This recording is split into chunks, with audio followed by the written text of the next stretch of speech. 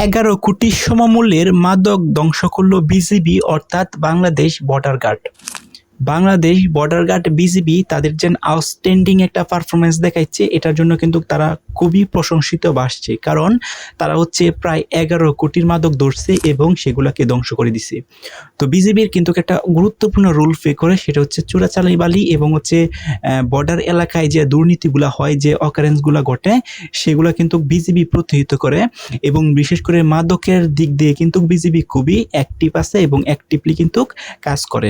তো বিভিন্ন প্রকার বিভিন্ন সময়ে কিন্তু বর্ডার এলাকায় কিন্তু এই যে যারা মাদক পাচার করে এবং মাদক নিয়ে যায়, ভারত থেকে বাংলাদেশে নিয়ে আসে, আবার বাংলাদেশ থেকে ভারতে নিয়ে যায়, তাদের বিরুদ্ধে কিন্তু বিজিবি প্রতিনিয়ত টহল দেয় এবং তারা কিন্তু তাদের সর্বোচ্চটুকু দিয়ে চেষ্টা করে তাদেরকে ধরার জন্য।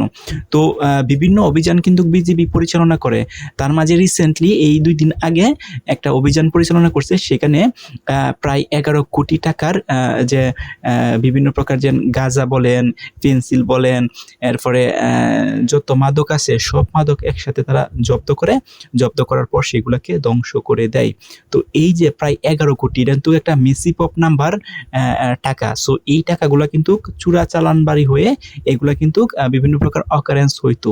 তো বাংলাদেশ যে বিজিবি আছে বা বর্ডার গার্ড, তারা কিন্তু এইগুলা করতে দেয় না। সো বিজিবির চোখ দিয়ে ফাঁকি দিয়েও কিন্তু এরকম অনেক অকারেন্স ঘটতেছে, বাট বিজিবি কিন্তু তাদের সর্বোচ্চটুকু দিয়ে চেষ্টা করতেছে বা চেষ্টা করে থাকে এটা প্রতিহত করার জন্য। এখন এই যে মাদক আছে, মাদকের চাষ কিন্তু হয়ে থাকে।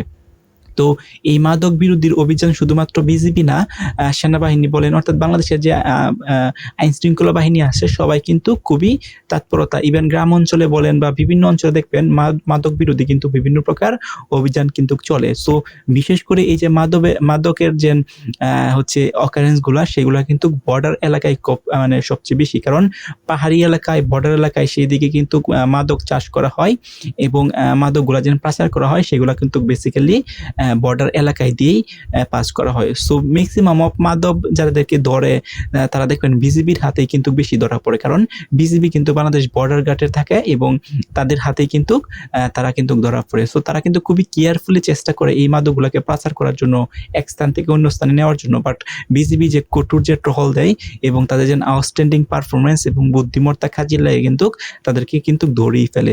সো প্রত্যেকবার দেখবেন যে সময় ধরে এরকম মাদক যারা পাচার করতে চায়, সেটা কিন্তু খুব মেসিভ অফ নাম্বারের টাকার যে মাদক আছে, বা বিভিন্ন শুধুমাত্র মাদক না, গাঁজা বলেন, এরপরে ইয়াবা বলেন, বাবা বলেন, হটেবার সবকিছু কিন্তু একত্রে একসাথে থাকে।